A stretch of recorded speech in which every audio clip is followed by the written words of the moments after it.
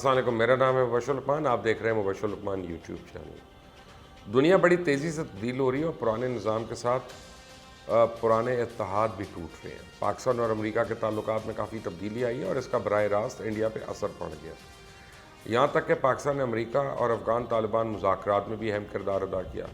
یہاں یہ بات بھی قابل ذکر ہے کہ افغانستان میں امن کے لیے پاکستان، چائنا، رشیا اور ایران تو حامی ہیں، لیکن بہت سے عرب ممالک اور بھارت امریکی خواہش کے باوجود افغانستان میں امن نہیں چاہتا۔ افغانستان میں امن کے حوالے سے پاکستان نے وہ کر دکھایا جو شاید امریکہ اربوں ڈالر خرچ کر کے بھی نہیں کر سکا، لیکن ان سب باتوں کے باوجود امریکہ اور پاکستان میں فاصلے بڑھتے جا رہے ہیں۔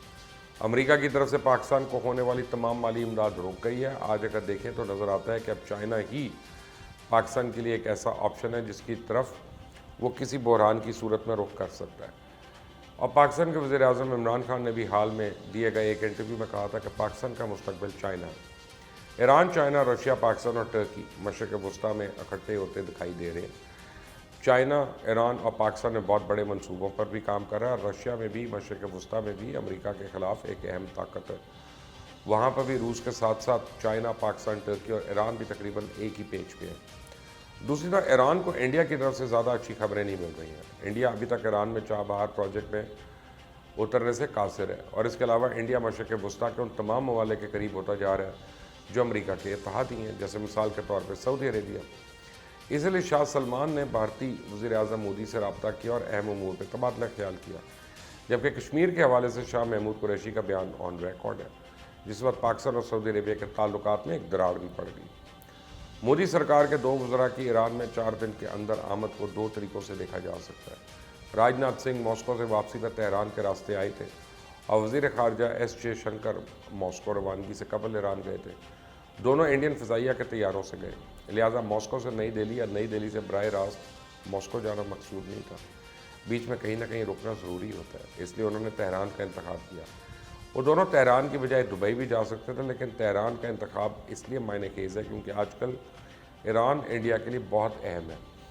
8 ستمبر کو انڈیا کے وزیر خارجہ ایس جے شنکر ایران کے دورے پہ تھے، جہاں انہوں نے ایرانی وزیر خارجہ جواد ظریف سے ملاقات کی، اور اس ملاقات کے بعد ایرانی وزیر خارجہ نے ٹویٹ کی کہ انڈین وزیر خارجہ کے ساتھ مختلف معاملات پہ مثبت بات چیت ہوئی، اور اس سے قبل 6 ستمبر کو انڈیا کے وزیر دفاع راج ناتھ سنگھ بھی ایران میں تھے۔ انہوں نے ایران کے وزیر دفاع بریگیڈیئر جنرل امیر حاتمی سے ملاقات کی۔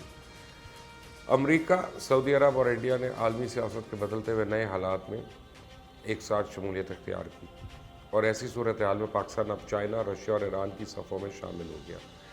ایران اور پاکستان دونوں ہی چائنا کے بیلٹ اینڈ روڈ یعنی BRI کا حصہ ہیں اور امید کر رہے ہیں کہ وہ اس سے پورا فائدہ اٹھائے۔ دوسری طرف سعودی عرب بھی ایران اور پاکستان کی دوستی کو پسند نہیں کرتا، اور اس صورت میں پاکستان، ایران اور سعودی عرب کے مابین کیسے توازن برقرار رکھے گا، یہ ایک اہم سوال ہے۔ چائنا، ترکی اور پاکستان کے ساتھ انڈیا کبھی خاص مراسم تو رہے نہیں، لیکن روس انڈیا کا دوست رہا ہے اور ایران کے ساتھ بھی اچھے تعلقات ہیں۔ ایسی صورتحال میں انڈیا کی کوشش یہ ہے کہ ایران اور رشیا کے ساتھ تعلقات خراب نہ ہونے دیں۔ اس وقت انڈیا کو بہت سے چیلنجز ہیں۔ شمال میں لداخ کی سرحد پہ انڈیا اور چائنا کی فوج آمنے سامنے ہے۔ پھر انڈیا کے زیر انتظام کشمیر سے آرٹیکل 370 کو ختم کرنے سے بھی ایک بڑے تنازع نے جنم دیا۔ اس وقت چائنا، پاکستان، ترکی اور حتیٰ کہ ایران نے بھی انڈیا کے ساتھ اس قدم کی کھلے عام مخالفت کی۔ گو کہ رشیا نے انڈیا کی مخالفت نہیں کی، لیکن تشویش کی بات کی ہے کہ اگر چائنا رشیا کے ساتھ مل کر پاکستان کو ساتھ اتحاد میں لانے میں کامیاب ہو جاتا ہے تو یہ انڈیا کے لیے بہت بڑا دھچکا ہے۔ اور ایک طرف ایران اور چائنا کی قربت بڑھتی جا رہی ہے، دوسری طرف انڈیا اور ایران کا مشترکہ چابہار پروجیکٹ لٹکا ہوا ہے۔